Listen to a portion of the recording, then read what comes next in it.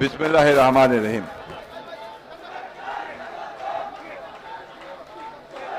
বাংলাদেশের স্বাধীনতা রক্ষার ক্ষেত্রে বাংলাদেশের মানুষকে গণতান্ত্রিক অধিকার ফিরিয়ে দেওয়ার ক্ষেত্রে যে অকুতোভয় সৈনিক তার প্রায় সারাটা জীবন সংগ্রাম করেছেন, লড়াই করেছেন এবং সেই সংগ্রামের মধ্য দিয়েই যিনি আমাদের ছেড়ে চলে গেছেন, আপনাদের কাপাসিয়ার সেই গর্বিত সন্তান, বীর সন্তান ব্রিগেডিয়ার আসাম হান্নান স্যার অষ্টম মৃত্যুবার্ষিকীতে আজকের এই আলোচনা সভার সংগ্রামী সভাপতি, আপনাদের প্রিয় মানুষ, আর একজন সংগ্রামী নেতা যিনি দীর্ঘকাল ধরে বাংলাদেশে গণতন্ত্র প্রতিষ্ঠার জন্য সংগ্রাম করে চলেছেন, সাবেক সংসদ সদস্য এবং সাবেক ছাত্রনেতা জনাব ফজলুল হক মিলন, কেন্দ্রীয় নেতৃবৃন্দ, জেলা নেতৃবৃন্দ, উপজেলা নেতৃবৃন্দ এবং আমার প্রিয় কাপাসিয়াবাসী ভাই ও বোনেরা, আসসালামু আলাইকুম। আমি আজকে এসেছি মূলত আমার নেতা, যাকে আমি শ্রদ্ধা করি, সম্মান করি এবং যার অবদানকে শ্রদ্ধার সঙ্গে স্মরণ করি, ব্রিগেডিয়ার হান্নান স্যার মৃত্যুবার্ষিকী উপলক্ষে তার কবর জিয়ারত করতে আপনাদের সামনে দুটো কথা বলার জন্য। আমি অসুস্থ, তারপরেও রিয়াজ আমাকে বলার পরে আমি রাজি হয়েছি, কারণ আমি প্রায় একটি বাদ দিয়ে প্রত্যেকটি এই মৃত্যুবার্ষিকীতে আসার চেষ্টা করেছি। ব্রিগেডিয়ার হান্নান শাহ একজন সৈনিক ছিলেন, সেনাবাহিনীর, পাকিস্তান সেনাবাহিনীতে ছিলেন, পরবর্তীকালে বাংলাদেশের সেনাবাহিনীতে যোগ দিয়েছেন, এসেছেন, কিন্তু সৈনিক হয়েও তিনি গণতন্ত্রের জন্য সংগ্রাম করেছেন এবং একজন সৈনিকের মতোই তিনি আজীবন সংগ্রাম করেছেন। আমি আজকে এই সভা থেকে তার প্রতি গভীর শ্রদ্ধা নিবেদন করছি। আমি পরম করুণাময় আল্লাহ তাআলার কাছে এই দোয়া চাইছি যে আল্লাহ তাআলা তাকে যেন বেহেশত নসিব করেন এবং তার পরিবর্গকে, বিশেষ করে তার সন্তানকে, রিয়াজুলকে যেন সেই শক্তি দেন যাতে সেই শোককে সহ্য করে তারা সামনের দিকে এগিয়ে যেতে পারে।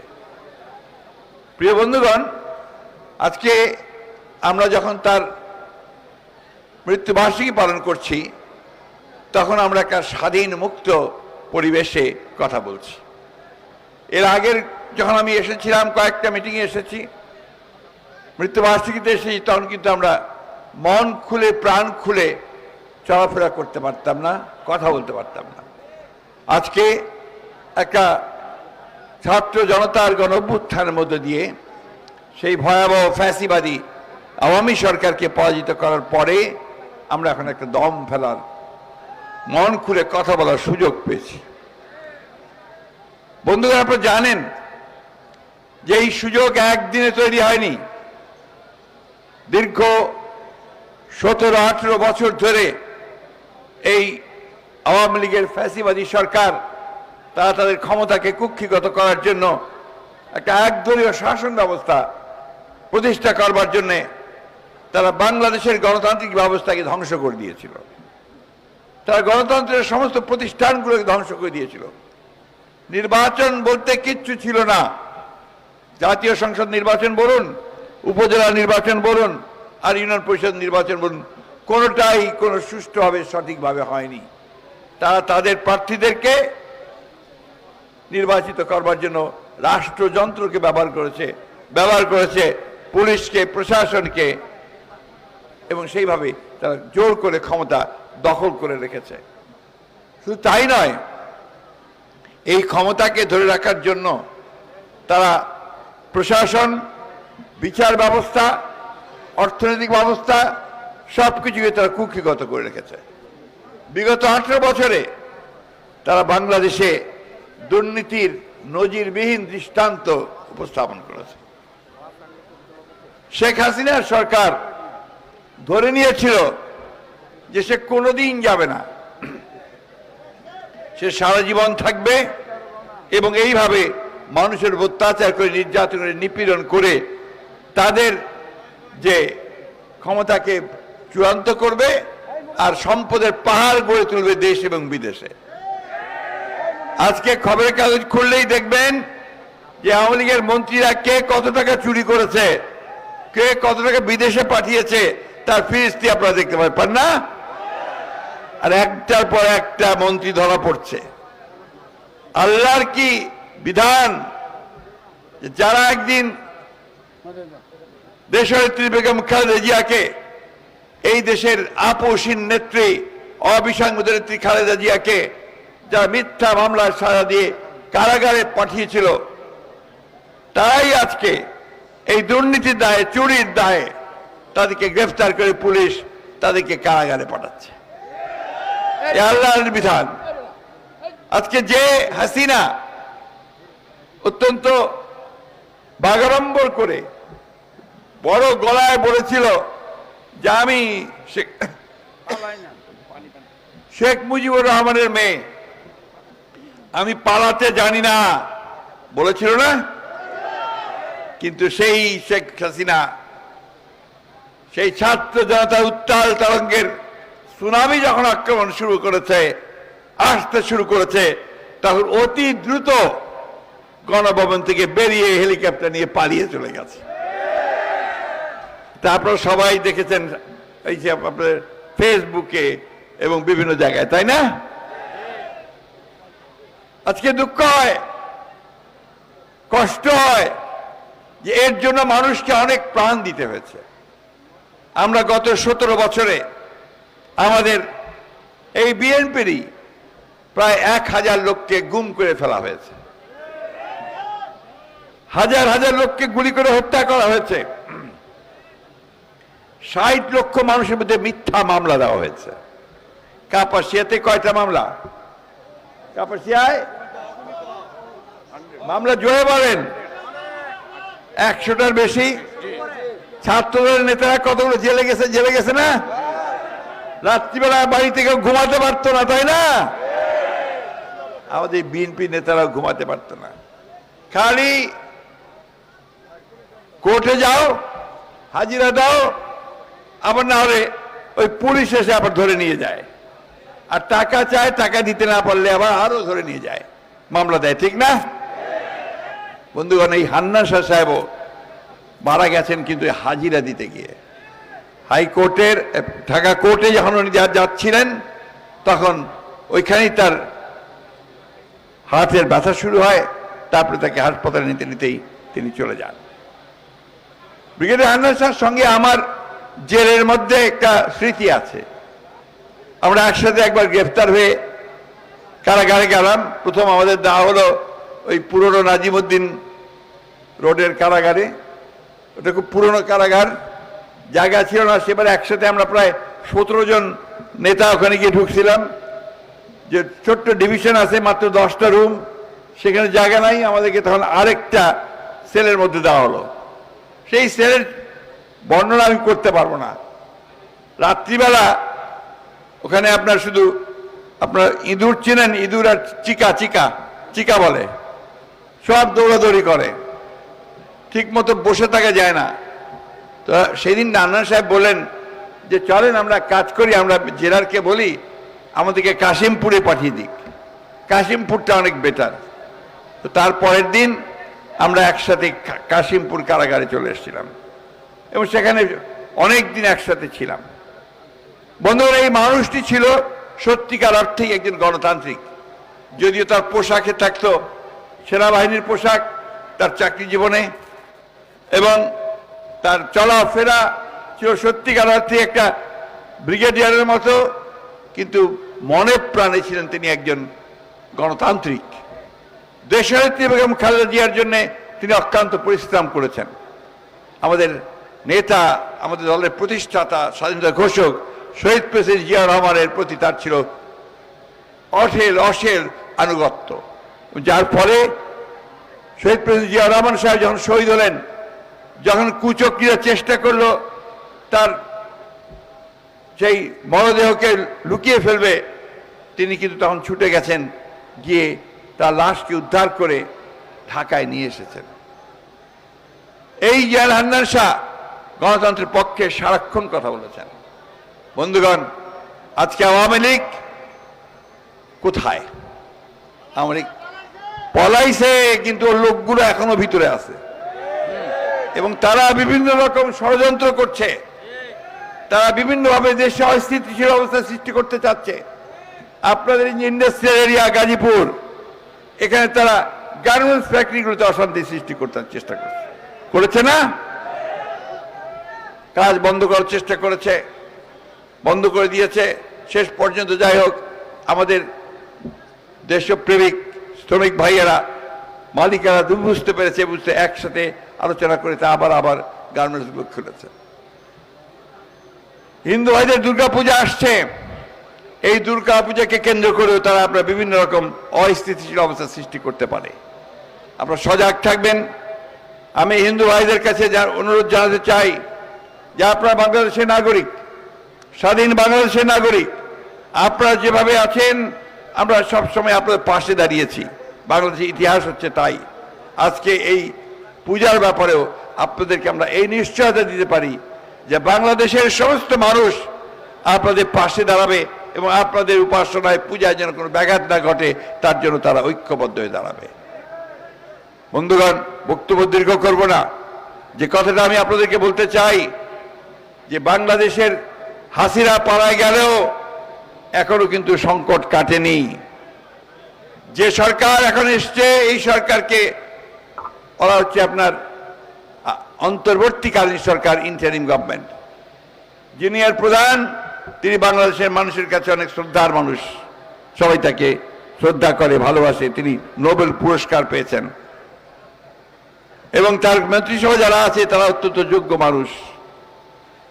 একটি কথা আমরা পরিষ্কার করে বলতে চাই, বাংলাদেশের মানুষ গণতন্ত্রে বিশ্বাস করে, মানুষ বিশ্বাস করে যে একটি অবাধ সুষ্ঠু নির্বাচনের মধ্য দিয়ে একটি পার্লামেন্ট গঠন করতে হবে, সেই পার্লামেন্টের মাধ্যমে দেশ পরিচালিত হবে।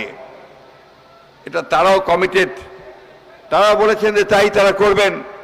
আমরা বিশ্বাস করি তাদের কথায়, আমরা বিশ্বাস করি যত দ্রুত সম্ভব তার দেশকে, প্রশাসনকে, রাষ্ট্রকে একটি নির্বাচনের জন্য উপযোগী করে নির্বাচনের ব্যবস্থা করবেন। সংস্কারের কথা বলা হচ্ছে, সংস্কার আমরাও চাই। আমরা আমাদের দলের পক্ষ থেকে 31 দফা প্রস্তাব দিয়েছিলাম 2 বছর আগে। ওই প্রস্তাব দিতে গিয়ে আমরা গ্রেফতার হয়েছি। যখন ওই প্রস্তাব দেওয়া হয় গোলাপবাগের মাঠে, তখন আমি জেলে, তার আগে 2 দিন আগে আমি গ্রেফতার হয়েছি। সুতরাং এই দেশের গণতন্ত্র প্রতিষ্ঠার জন্য আমরা সব সময় লড়াই করেছি, সংগ্রাম করেছি। বন্ধুগণ, আমাদের নেত্রী দেশনেত্রী বেগম খালেদা জিয়াকে সম্পূর্ণ বেআইনিভাবে মিথ্যা মামলা দিয়ে তাকে 6 বছর জেলে রাখা হয়েছে এবং সেখানে তাকে স্বল্পাধীন করার ফলে তিনি অসুস্থ হয়ে পড়েছেন, যেখানে এখনো তিনি সুস্থ হতে পারছেন না। মুক্ত হওয়ার পরেও আমাদের নেতা তারেক রহমান সাহেবকে, ভারপ্রাপ্ত চেয়ারম্যান, তাকে মিথ্যা মামলা দিয়ে নির্বাসিত করে রাখা হয়েছে এবং তাকে এখনো এই দেশে আমরা নিয়ে আসতে পারিনি, কারণ বিভিন্ন রকম টাল বাহানা চলছে। কোন রকম টাল বাহানা আমরা সহ্য করব না। আমি পরিষ্কার করে আজকে এই সভা থেকে বলতে চাই যে সমস্ত মামলা প্রত্যাহার করে অবিলম্বে তাকে আমাকে দেশে ফিরিয়ে আনার ব্যবস্থা করা হোক। একই সঙ্গে যত মামলা আছে এই সরকার, আওয়ামী লীগ সরকার আমলে করা হয়েছে, আমাদের ছাত্র দল, যুব দল, স্বেচ্ছাসেবক দল সহ, মূল দল সহ সমস্ত মামলাকে অবিলম্বে প্রত্যাহার করতে হবে। এটা দাবি, এটা এই দেশের জনগণের দাবি। আমাদের ছেলেরা আত্মত্যাগ করেছে, জীবন দিয়েছে, প্রাণ দিয়েছে, নেতারা জীবন দিয়েছে, প্রাণ দিয়েছে। আজকে সেই গণতন্ত্র প্রতিষ্ঠার জন্য তারা প্রাণগুলো দিয়েছে। সুতরাং তাদেরকে সম্মান দেখিয়ে এবং যাদের বিরুদ্ধে মিথ্যা মামলা হয়েছে সেই মামলাগুলোকে প্রত্যাহার করে দেশে গণতন্ত্রকে প্রতিষ্ঠা করবার, একটা সুষ্ঠু আবার নির্বাচন করবার একটা পরিবেশ সৃষ্টি করতে হবে। আমাদের ছেলেদের বিরোধী দলের নেতাকর্মীদের বিরুদ্ধে মামলা প্রত্যাহার না হলে কখনোই একটা নিরপেক্ষ অবস্থা তৈরি হবে না, প্লেইং ফিল্ড অবস্থা তৈরি হবে না। সুতরাং আমি আজকে আবার এই সভা থেকে এই সরকারের প্রতি আহ্বান জানাচ্ছি, কাল বিলম্ব না করে সমস্ত মামলাগুলো প্রত্যাহার করা হোক। বন্ধুগণ, বক্তব্য বাড়াবো না, অনেক সময় হয়ে গেছে। আমাদের নেতা যারা তারেক রহমান সাহেব আপনার বক্তব্যে বিভিন্ন সময় বলেছেন যে আমরা একটা নতুন বাংলাদেশ তৈরি করতে চাই। অনেক হয়েছে, আমরা এই 5 বছর পর পর আপনার নির্বাচনের জন্য যুদ্ধ মারামারি করতে হয়, কাটাকাটি করতে হয়, কারণ আওয়ামী লীগ ওই যে তত্ত্বাবধায়ক সরকারের বিধানটা তুলে নিয়ে গিয়েছিল, বাতিল করে দিয়েছিল, তার দলীয় সরকারের অধীনে নির্বাচনের ব্যবস্থা করেছিল, সেই জন্যই যত রকম সমস্যার সৃষ্টি হয়েছিল। আজকে সেই ব্যবস্থাকে আমরা ফিরে চাই স্থায়ীভাবে। এটা আলোচনা করা যেতে পারে, কিভাবে করা যেতে পারে, হতে পারে। এবং একই সঙ্গে এই দেশে অন্যান্য যে বিষয়গুলো আছে, মানুষের অধিকারকে প্রতিষ্ঠা করবার জন্য, মানবিক মূল্যবোধকে প্রতিষ্ঠা করার জন্য, সাম্য প্রতিষ্ঠার জন্য, বৈষম্য দূর করার জন্য, তা সব মিলিয়ে আলোচনা করে অতি দ্রুত এই সংস্কারের ব্যবস্থা করে একটা নির্বাচনের ব্যবস্থা করতে হবে। আমরা বারবার বলেছি যে একটা যৌক্তিক সময় আমরা অবশ্যই দেব। যৌক্তিক সময় মানে এই না যে তা অনেক বেশি সময় নিয়ে আমাদেরকে পূর্বের অভিজ্ঞতার মতো অন্য কিছুর মধ্যে চলিয়ে দেবেন, সেটা পারা যাবে না। যত দ্রুত নির্বাচন করা যাবে ততই দেশের জন্য মঙ্গল হবে। যত দ্রুত নির্বাচিত সরকারকে আনা যাবে ততই দেশের জন্য কল্যাণকর হবে। সুতরাং আমরা মনে করি অতি দ্রুত সংস্কারগুলোকে সম্পন্ন করে একটা নির্বাচনের ব্যবস্থা তৈরি করে একটা নির্বাচিত পার্লামেন্টের হাতে, জনগণের হাতে ক্ষমতা হস্তান্তর করতে হবে। আমি আজকে আপনাদের সবার মধ্যে দিয়ে ব্রিগেডিয়ার জেনারেল হান্নান সাহের রুহের মাগফিরাত কামনা করেছি, শ্রদ্ধা জানিয়েছি। সেই সঙ্গে শ্রদ্ধা জানাই এই গণতান্ত্রিক যুদ্ধে, এই সংগ্রামে যত ভাই বোন আমার শহীদ হয়েছে তাদের সকলের প্রতি আমার গভীর শ্রদ্ধা জানাচ্ছি। বিগত এই জুলাই ম্যাসাকারে, অগাস্টে যারা শহীদ হয়েছেন তাদের প্রতি আমার শ্রদ্ধা জানাচ্ছি। আমার যে ভাই, আমার যে সন্তান, আমার যে শিশু যারা গুলিবিদ্ধ হয়ে মারা গেছেন বন্ধুগণ, তাদের প্রতি গভীর শ্রদ্ধা জানাচ্ছি। আমরা আর সেই অবস্থা ফিরে দেখতে চাই না। আমরা মা আর সন্তানকে হারাক সেটা দেখতে চাই না। আমরা দেখতে চাই না পিতা তার পুত্রকে হারাক। আমরা সত্যিকার শান্তিময় বাংলাদেশ দেখতে চাই, একটা বৈষম্যহীন বাংলাদেশ দেখতে চাই, সত্যিকার একটা সমৃদ্ধ বাংলাদেশ দেখতে চাই।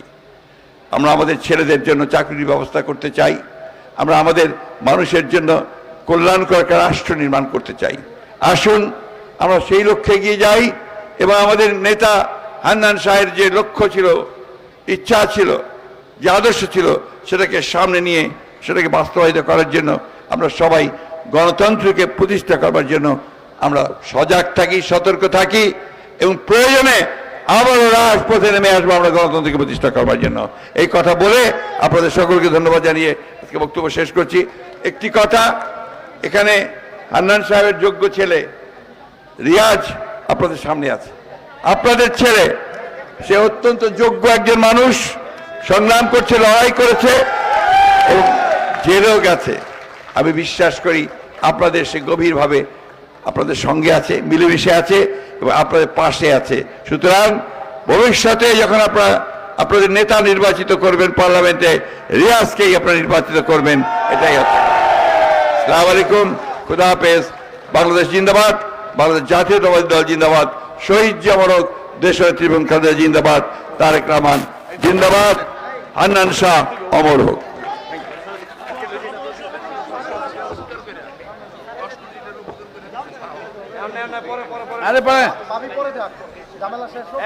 সংগ্রাম ভাই বোনেরা, একটি ঘোষণা। আগামীকাল কোনাবাড়ি কলেজ মাঠে শ্রমিক দলের উদ্যোগে শ্রমিক সমাবেশ অনুষ্ঠিত হবে।